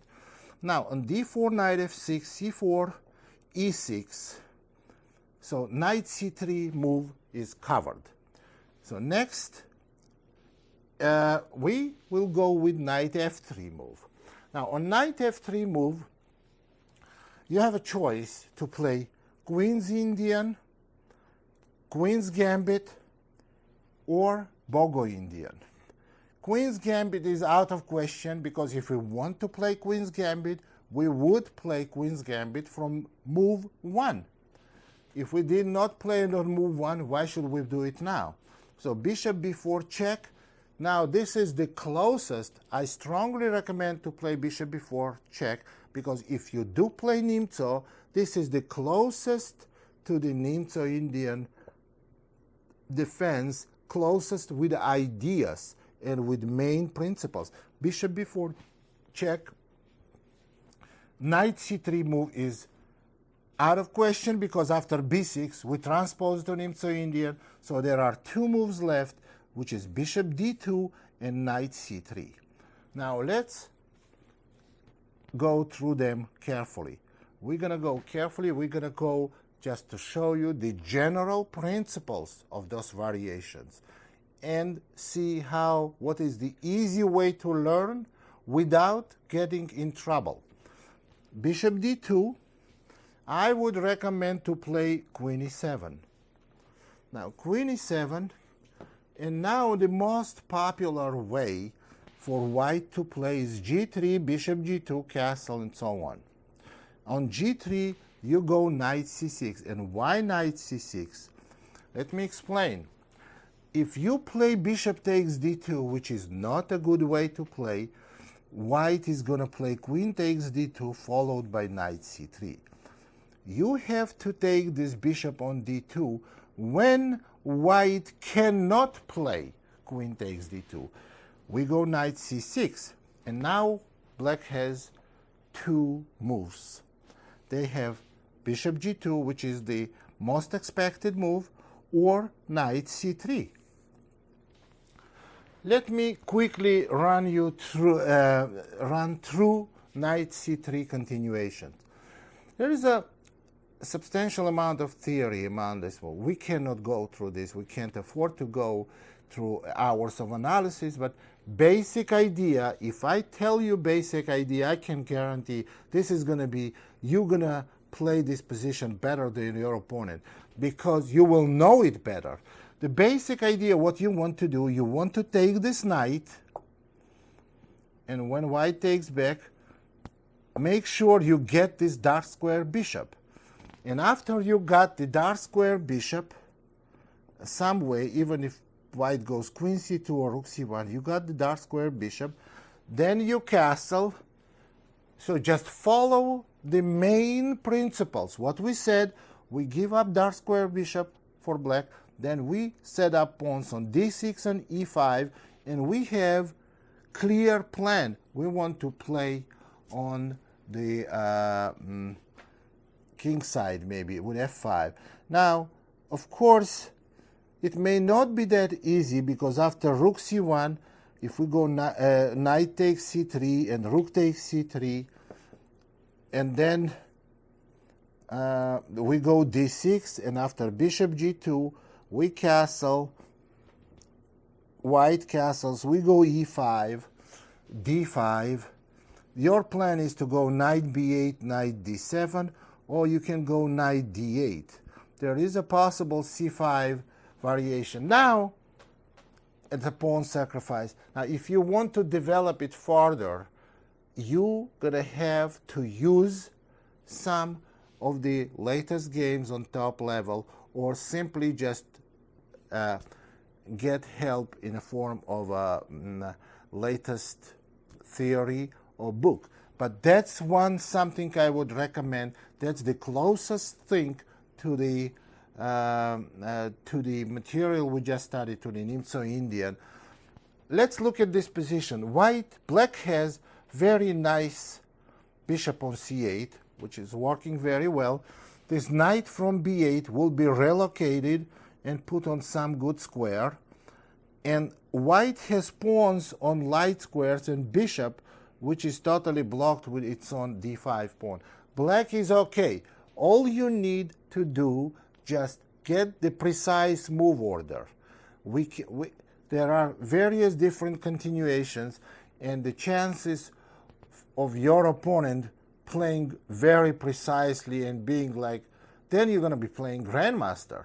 And if you play Grandmaster and you're rated like 1500, I don't want to be in your shoes. So anyway, but otherwise, you want to get some help. What is the basic principles of it? And look at the games played with this opening. Now, if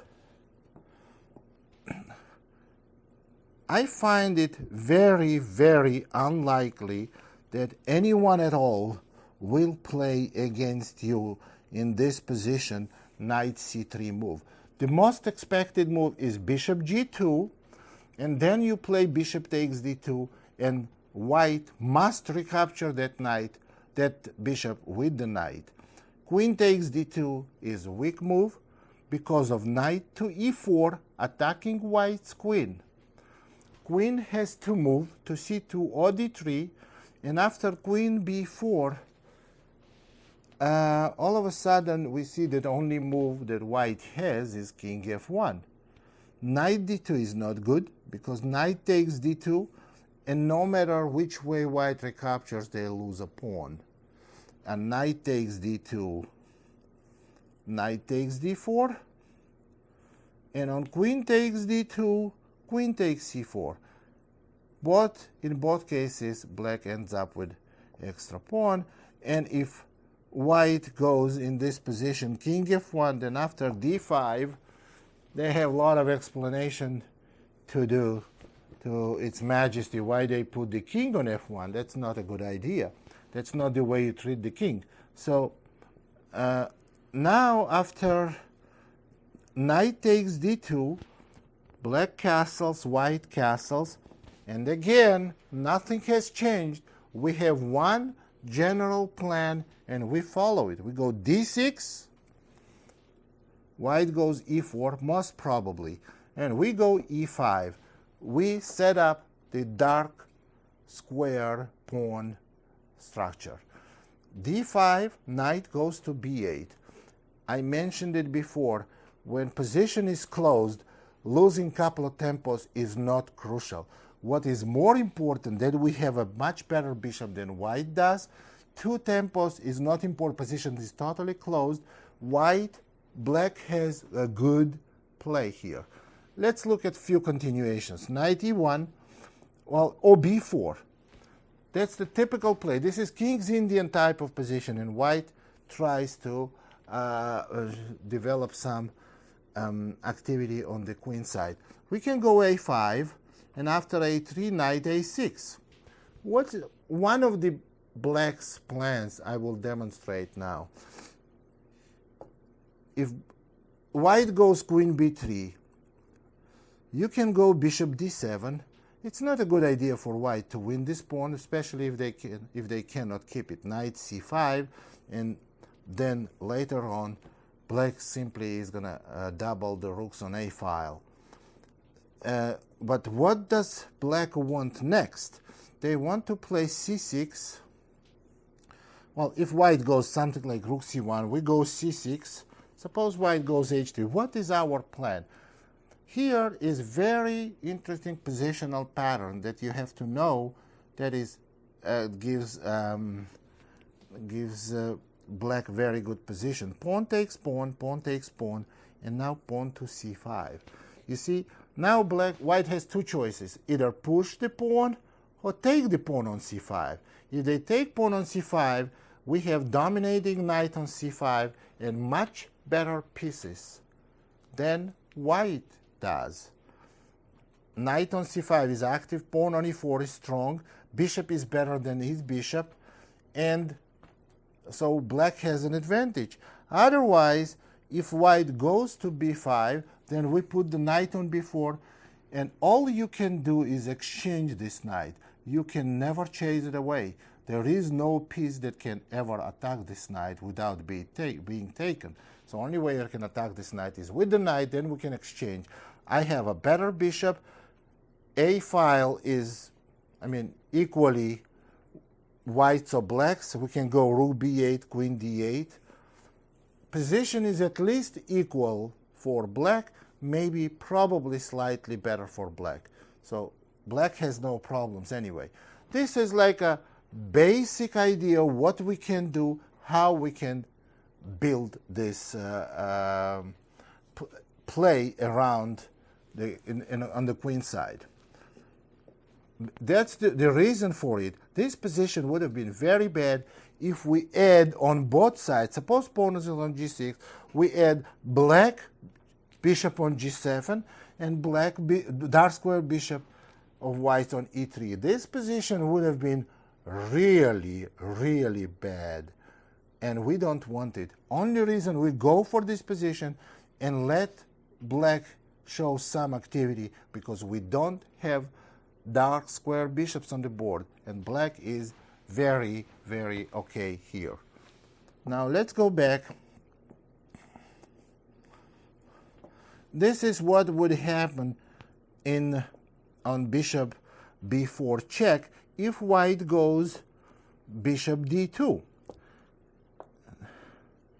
Another continuation possible also for white is after d4, knight f6, c4, e6, knight f3, bishop b4 check is knight to d2. What do we do after knight d2? We can simply either castle or go b6. We castle. After a3, we play bishop takes d2, bishop takes d2, we just go maybe knight e4, maybe b6. Either move is okay. Knight e4, bishop f4. We go b6, e3, bishop b7, bishop d3, now d6, knight d7, and f5. This is a typical setup which gives white no advantage. So we are mounting our knight on e4, supporting with pawn on f5, and if knight moves to exchange our e4 knight, then we're going to take it and go e5. White may find all of a sudden themselves in a lot of trouble. So this position is okay for black. And knight d2 move, you can briefly, again, look through the latest games that played with knight d2 that does not create any problems for black. So basically it does not generate any problems for black. So d4, knight f6 again, c4, e6, knight f3, bishop b4, knight d2, you can go b6. After a3, bishop takes d2, bishop takes d2, bishop b7, or e3 or g3, it doesn't really matter. It goes e3, you go knight e4. If they go g3, you can go knight e4, or you can go knight e4 later. You can castle, bishop g2, then go d6, knight d7, followed by knight e4 and f5. You have comfortable position. Every piece of yours is active. You have easy plan, knight f6, queen e7, rook e8. Black is very okay. Clear plan, easy play. There is another move order that white can play. The move order that can be played by white, d4, knight f6, c4, e6. So we covered knight c3 and we covered knight f3. Knight f3 we covered, knight c3 we covered. But there is move g3. Now, what I recommend to play g3, I mentioned it before. After knight f3, we will not go d5, because why will we play queen's gambit declined? We could have played queen's gambit decline on move 1. If we didn't do it on move 1, why should we start on move 3? However, on g3, we do want to go d5 because it's no longer queen's gambit decline. This is a Catalan. And if you learn only one variation of Catalan, you can easily play against this system, against g3 system. g3, d5, there is knight f3, which is the main move, and we can simply take on c4. Now, queen a4 check, we go knight d7, bishop g2, we cannot protect this pawn anyway, a6, queen takes c4, and b5. The plan for black is to put the bishop on b7 and go c5. Queen c6 doesn't do anything for white because we simply go rook b8. So no matter where queen goes, we go bishop b7, castle, and we go c5. We are already okay. We can go then rook c8, and black has no problems in development. Let's see if white somehow tries to prevent this black's setup. After knight f3, black plays dc, queen a4, check, knight d7, and now they play queen takes c4. We go a6, and we have clear intention to play b5. a4 does not stop us from playing b5. We can go b5 anyway, and the white cannot recapture, because after a takes b, we're attacking queen and the rook. They can resign right away. So, and if they don't go a4, but they go bishop g2, b5, queen c6, we simply have rook b8, and even bishop f4 move does not create any problems for black, because they have simply knight d5, and black is okay. So we wrapped up almost every opening that possibly can happen after d4, knight f6. So to conclude the black's preparation, the quick way to prepare for tournament for the tournament playing with black will be to conclude what we're going to do on c4 or knight f3, the first move. Okay, the brief answer is this. On c4, I would recommend to play e5, and on knight c3, knight f6. Now, it's a very simple idea. Idea is this. We have to play bishop b4 first chance we get. If white plays knight f3, we cannot go bishop b4 because e5 pawn hangs. Well, we have to go knight c6. And now white may play g3, so we go bishop b4. Our idea is to take the knight on c3. For example, on bishop g2, we play bishop takes c3. If b takes c or d takes c, doesn't matter. We go h6 on d takes c because we don't want to get pinned. And the plan is very simple. We castling, we go d6, we go bishop e6, queen d7, try to exchange light square bishop, and if that doesn't work, we go knight h7. Even if it works, we still go knight h7, followed by f5 and f4, generating the play on the king side.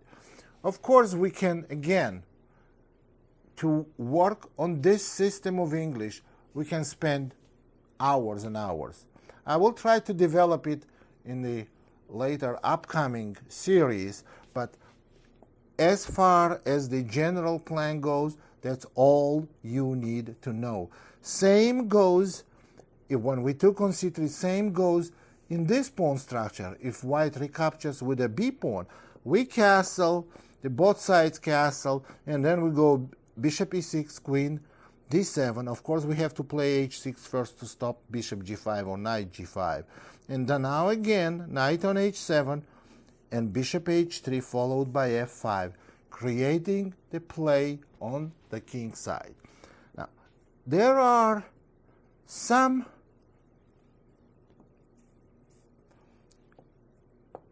subtleties if white plays some strange move order. For example, not strange move order, but create some problems to our plan. Knight c6, g3, bishop b4. Now we are ready to take the knight on c3, but knight d5 is played. They are attacking our bishop on b4, and then pawn will be hanged. So we have to go d6 to protect the pawn. Remember, there is a continuation like knight takes d5 and knight d4, but that's something that is connected with wide knowledge of certain openings. I know this opening position, I know the modern theory, and I still prefer to play d6. And if I prefer d6, I would strongly recommend you to play d6 here. And after bishop g2, simply castling, and after castle, well, by now, I think white will take the bishop on b4, because if white doesn't take bishop on b4, now we can take knight on d5, because when white recaptures and we go knight e7, there is no more knight takes e5. We already played d6. So if white captures the bishop on b4, we take it back, and plan remains exactly the same. We go knight c6 back, d3, h6, and as I explained in the previous cases, it's like a general plan, it's like a basic idea. Bishop e6, queen d7, don't forget to play h6, and try to go bishop h3. If white plays rook e1 in order to preserve the g2 bishop on bishop h3 to play bishop h1, you still remove the knight on h7, and go f5 with f4, creating the queen side attack, king side attack. So now, this is briefly what you should do if c4 played. Now, let me make very important point here. If you notice that there is some continuation that we did not cover, that white can play some particular way that I never mentioned it, which is possible, and this goes for English, for Nimzo-Indian, or for some other opening, there must be one of two reasons. Okay, either what you should do then, you should go refer to the quick guide or opening book on this variation, where this particular variation is covered, and pick up on your own some brief way, some comfortable way for you to play against it. And if you have difficulties, you need to ask for help, for advice from someone. Or the second reason, if it's not mentioned, maybe it's because it's very bad. Maybe it's very bad. So this is something you have to come to your own conclusion. Use any help you can do, because there is only so much we can cover on in one lecture, no matter how extended the lecture is. Now, going back with the knight f3 move, knight f3 move first. Now we cannot go e5. So how should we play? On knight f3, you should go knight f6 and wait what is white's next move gonna be. If white's next move is d4, then you go e6, because there is a good chance white is gonna go c4, and we're gonna transpose to Bogo Indian. Or after knight f3, knight f6, you're most likely to see g3 move. But now you don't really need my help, because you have you can look. There is a very comfortable system for black. I can outline you this system, tell you what system to play, and you can find a lot of examples on any level that was played for black with a very good result.